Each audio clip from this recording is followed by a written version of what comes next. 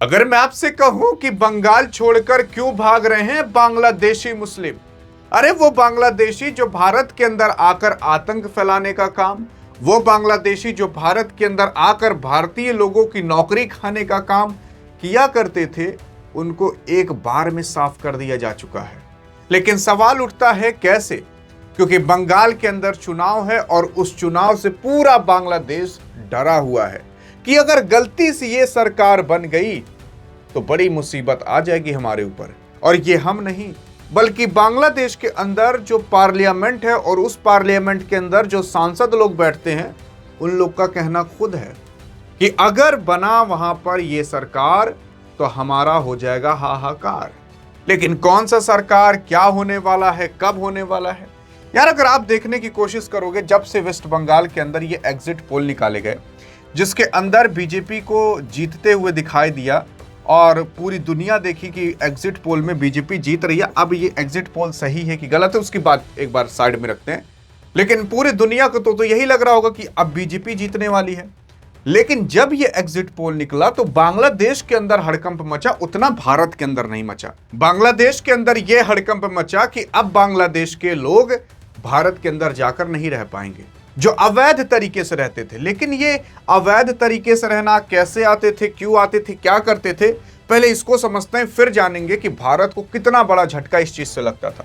देखो यार, इधर भारत है, इधर भी भारत है, बीच में छोटा सा बांग्लादेश बसा हुआ है जिसको भारत ने पैदा किया था 1971 के अंदर। लेकिन अगर आप देखने की कोशिश करोगे तो ये बांग्लादेश आज भारत का ही कहा नहीं मानता है, भारत के ही खिलाफ ये रहता है। और अभी आपने देखा होगा कि भारत के खिलाफ लड़ने के लिए तैयार हो गया था। बांग्लादेश के लोग जब बांग्लादेश के अंदर नौकरी चाकरी और कुछ नहीं पाते और पाकिस्तान के कहने पर जब बांग्लादेश को आतंक करना रहता है या पाकिस्तान का भी आतंक कराने की सोचता है, तो वो क्या करता है कि इन्हीं बांग्लादेशी को अप्रोच करता है और कहता है कि तुम बंगाल के अंदर एंटर करो। इसीलिए जब भी आप कभी भी युद्ध होने की बात होती है ना, तो पाकिस्तान कहता है कि इस बार युद्ध को हम कोलकाता यानी बंगाल तक लेकर जाएंगे। उसका मेन उद्देश्य यही रहता है कि हम बांग्लादेश से भी यहाँ से अटैक करा देंगे। और यहाँ से अटैक कैसे कराएगा? बांग्लादेशी मुस्लिम के द्वारा। अब मैं यहाँ पर मुस्लिम को नहीं टारगेट कर रहा हूँ, मैं बांग्लादेशी मुस्लिम को टारगेट कर रहा हूँ, हिंदुओं को नहीं, या भारत के हिंदुओं या भारत के मुस्लिमों को नहीं। भारत के हिंदू, भारत के मुस्लिम एक नंबर है भाई साहब। लेकिन ये जो दूसरे देश के हैं, ये काफी धरे चौपट हैं। यहाँ पर देखोगे तो ये लोग क्या करते हैं कि इस तरीके से भारत के अंदर आ जाएंगे, अवैध तरीके से आ जाएंगे, झूठा कागज पत्तर बनवा कर आ जाएंगे। अब खुद सोच कर देखिए कि अगर एक राज्य के अंदर मान लेते हैं कि 1 करोड़ लोग रहते हैं, अब बांग्लादेश से मान लेते हैं 50 लाख लोग आ गए, तो यहां पर टोटल 1.5 लाख लोग हो गए, 1.5 करोड़ लोग हो गए। अब अभी तक उस राज्य को केवल 1 करोड़ के ही लिए खाना पीना बाकी सारी व्यवस्था करनी पड़ती थी। अब वही सेम चीज 1.5 करोड़ के लिए करनी पड़ेगी, क्योंकि दूसरे देश से इस राज्य के अंदर आ गए, भारत के अंदर आ गए। तो इससे बजट में काफी ज्यादा दिक्कत होने लगती है। इससे ये जो 50 लाख लोग आए हैं, ये कोई ना कोई काम करेंगे, और अगर ये काम करेंगे तो नौकरी खा जाएंगे, और जहां ये काम करते वहीं कोई एक भारतीय काम कर सकता था। तो इस तरीके से बांग्लादेशी भारत के अंदर आकर भारत की नौकरियां, भारत के लोगों की नौकरियां और बोझ बनते चले जा रहे थे। अब ये भी कोई ना कोई चीज उपयोग करेंगे, ये भी खाए पिएंगे, तो इससे भारत का ही तो खाना पीना खा रहे हैं, तो उससे भारत के अंदर कमी पड़ती थी। लेकिन अगर इनको निकाल दिया जाएगा तो खुद सोच कर देखिए, सब कुछ बचा रहेगा और उसे तब हम एक्सपोर्ट कर पाएंगे, बाहर किसी दूसरे देश को दे पाएंगे, और इससे तब भारत पैसे कमाएगा। और इसी वजह से इन बांग्लादेशी जो अवैध तरीके से आए हुए हैं, गलत तरीके से, उनको निकालना काफी ज्यादा जरूरी है। अब मान लेते हैं भारत के अंदर सिलेंडर की कमी पड़ी और 50 लाख बांग्लादेशी आकर भारत के अंदर हैं, वो भी सिलेंडर इस्तेमाल करेंगे। लेकिन अगर उनको निकाल दिया जाता तो वही सिलेंडर किसी एक भारतीय के पास पहुंच पाता। तो आप खुद बताइए कि आपको बांग्लादेशी जरूरी है कि भारतीय जरूरी है? वो बांग्लादेशी जरूरी है जो हिंदुओं को काट मार रहा था, अभी जला रहा था जिंदा, वो बांग्लादेशी जरूरी है कि एक भारतीय जरूरी है? एक भारतीय जरूरी है। तो पहले भारतीयों की सब कुछ पूरा किया जाए, उसके बाद आगे देखा जाए। तो इसी वजह से अब कहा जा रहा है कि अगर बीजेपी की सरकार बनी तो सबसे पहला उसका ये काम रहेगा कि जो अवैध तरीके से बांग्लादेशी आए हैं उनको यू टर्न मरवाया जाए और इसीलिए मोदी जी एक जगह अनाउंसमेंट किए भी थे कि 29 अप्रैल के बाद एक भी बांग्लादेशी यहां पर दिखेगा नहीं वेस्ट बंगाल के अंदर। और हां, होना भी चाहिए, क्योंकि यार आतंक जो फैलता है वो भारतीय नहीं बल्कि जो दूसरे देश से आए लोग रहते हैं वही ज्यादातर मचाते हैं।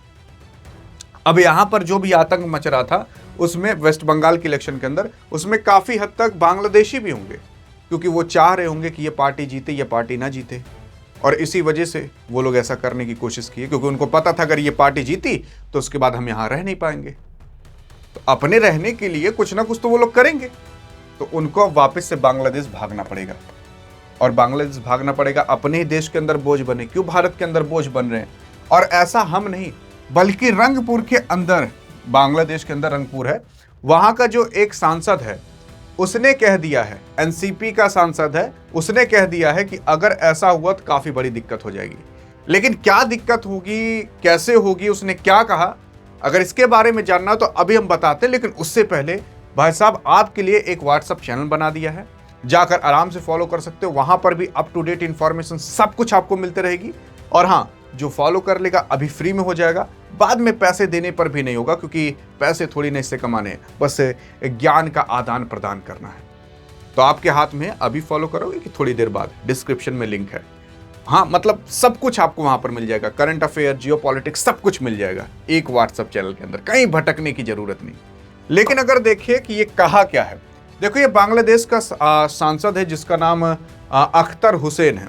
इसका कहना है कि बंगाल में जो एग्जिट पोल और चुनावी रुझानों में भारतीय जनता पार्टी को आगे दिखाया जाना बांग्लादेश के लिए एक टेंशन की बात है। ये कोई और नहीं बल्कि वो सांसद कह रहा है। अगर बंगाल में बीजेपी की सरकार बनती है तो ढाका को शरणार्थियों संकट का सामना करना पड़ेगा।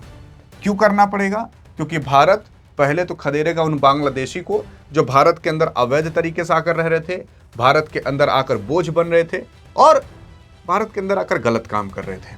इससे हमारे लिए एक बड़ा मानवीय, आर्थिक और शरणार्थी संकट खड़ा हो जाएगा। ये कोई और नहीं, मतलब अब सोच कर देखिए, अगर एक ही बैग उस देश के अंदर 10-20 लाख लोग चले गए, 10-20 लाख लोग अगर वहां पर चले जाते हैं तो सिंपल सी बात है, उन 10-20 लाख लोगों को रहने का, उनके नौकरी चाकरी का, उनके खाने पीने का, उनके अन्य व्यवस्थाओं का भी तो जिम्मा देश का ही है ना। तो वो बोझ बन गए देश के ऊपर, तो ये बोझ अब बांग्लादेश को उठाना पड़ेगा। लेकिन जब अभी बांग्लादेश भारत के खिलाफ आवाज उठाया था, जम्मू कश्मीर पर आवाज उठाया था, तब उसके मन में ये नहीं आया कि बिना भारत के बांग्लादेश चल नहीं सकता, तब इसके मन में ये नहीं आया। लेकिन अब आएगा, और इसी वजह से काफी लोग कह रहे हैं कि अगर बीजेपी की सरकार वहां बन गई तो भाई साहब फिर बांग्लादेश के लिए काफी खराब काम हो जाएगा। लेकिन हाँ, अब चाहे बने चाहे ना बने, मैं ऐसा नहीं कि बीजेपी की तरफ से बोल रहा हूं, चाहे बने चाहे ना बने, लेकिन अगर बनी तो ये सरकार ऐसी सरकार है जो सबसे पहले यही काम करेगी।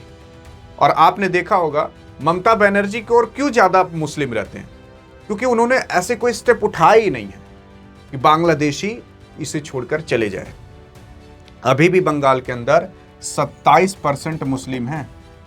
अब उसमें से बहुत सारे ऐसे मुस्लिम होंगे जो बांग्लादेशी होंगे।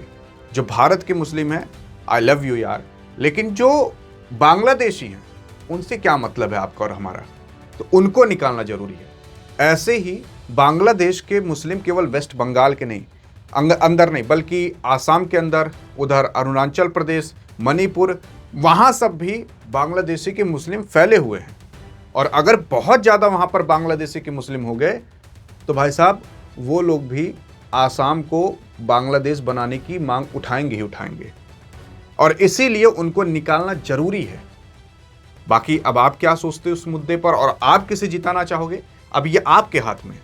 बाकी अगर ऐसी जानकारी चाहिए तो डिस्क्रिप्शन व्हाट्सएप चैनल का भी लिंक है। तब तक के लिए जय हिंद, जय भारत।